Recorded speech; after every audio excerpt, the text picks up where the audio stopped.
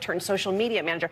That's a problem for someone like Donald Trump, who needs allies, who needs people he can trust in order to govern. No one can rein him in. No one can rein him in, and I think the tariffs policy is exactly the kind of symptom of someone who's drifting away. We look at this. If you're a Donald Trump voter, if you voted for the president, this is a smack in the face to you. This is going to make your everyday goods cost more.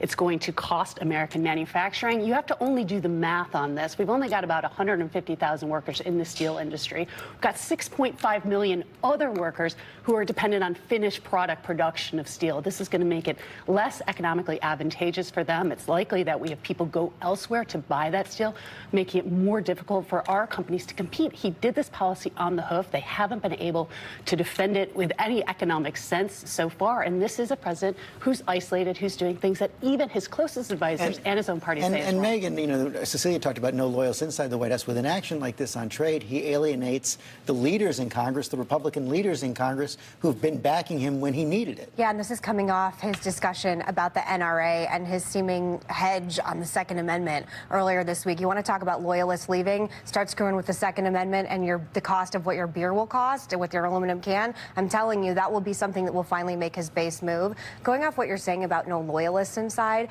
I think it can't be emphasized enough how important it is to have people who have been with you from the very beginning, people that really know you. Hope Hicks, from all reports, served an emotional purpose as well. And I think for whatever reason, he is surrounded by people who leave the tenet that you can never become the story, and the principle should always be the story. And you have every figure in the White House becoming tabloid fodder at the same time. And I think going forward, whomever replaces her has to understand only can be about President Trump and the principle. How does Jared Kushner stay?